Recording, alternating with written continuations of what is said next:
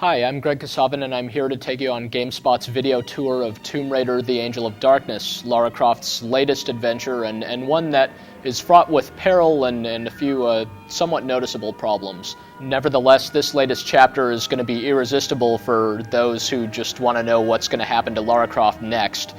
This latest installment of Tomb Raider has been billed as kind of a darker turn for the series. It's kind of a bit more violent and a bit more macabre or something like that, and Lara Croft can be seen with, lots of black eye makeup, so she kind of looks a little more gothic, and throughout the game there are rumors of this serial killer stalking France and then Germany, so the game's definitely got an edge to it. It takes place in some modern environments, as well as kind of the more traditional Indiana Jones style Tomb Raider locations, ancient crypts and tombs and things like that. And Tomb Raider: The Angel of Darkness also allows Lara to perform a number of new moves that she's never been able to do before. How useful these are is questionable, but she's still got some new tricks up her sleeve.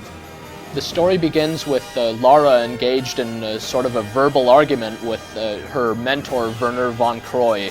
They kind of get pretty mad at each other on kind of a dark and stormy night in Paris, and something happens, and basically Von Croy winds up dead. A shot rings off, and the next thing Lara knows is she's standing over his body, and she is as surprised as we are to find her mentor dead, and the cops show up. She's the only one at the scene, and all she can do is flee. So that's really where the game begins.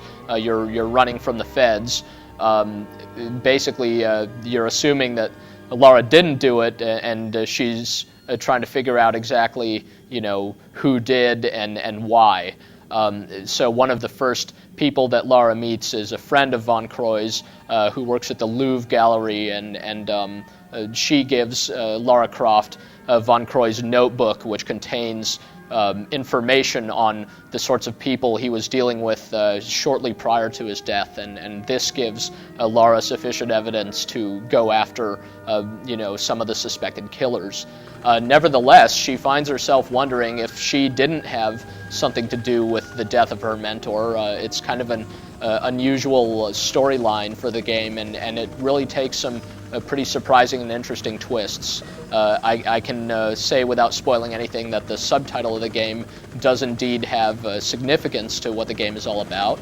And over the course of the game, Lara will meet up with and have conversations with a number of interesting characters as she tries to get to the bottom of this mystery. There's even a new playable character that you'll get to control through some portions of the game, and his name is Curtis Trent. He's sort of the male equivalent to Lara Croft, but he's got kind of some fancy abilities that would even make Lara jealous. As in previous Tomb Raider games, Lara's main abilities consist of jumping and climbing stuff. She can jump and grab onto ledges and pull herself up. She can shimmy side to side, all kinds of stuff like that. She's as lithe and agile as ever, only now there is like a grip meter, so she can't hold on to something forever. You sometimes have only a very limited amount of time to cross a gap, hand over hand or something like that, before Lara simply loses her grip and falls. It's easy to die in Tomb Raider: The Angel of Darkness. One false step and you fall into a bottomless pit or something like that.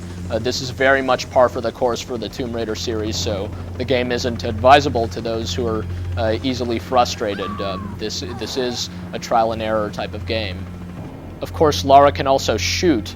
She doesn't have her unlimited ammo dual pistols here, though, and she doesn't even start with a gun.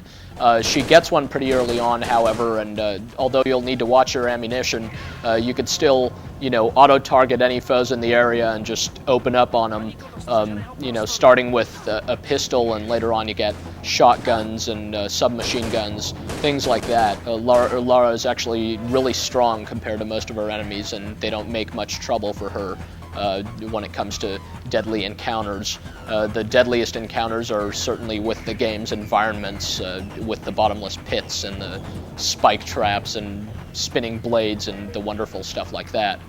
Lara's got some new moves as well. She can go into a stealth mode and creep up on enemies when they've got their backs turned, and then quickly take them out with sort of a stealth kill move. This isn't necessarily invaluable because, again, Lara can just as easily gun people down face to face. Lara also grows in strength over the course of the game. It's almost like a role-playing element. As she, pushes boxes or makes big leaps and stuff, every now and then she'll comment on how she's gotten stronger or how her legs have gotten stronger. This means that you'll now be able to jump further than before or move an object that you previously couldn't. It's really there just to kind of keep you along the path and prevent you from making certain types of jumps until you're ready. It also makes it so that you have to, constantly be coming to grips with the controls of the game, knowing exactly how far Lara's going to jump, stuff like that. It's certainly an element that adds a lot of challenge and difficulty to the game.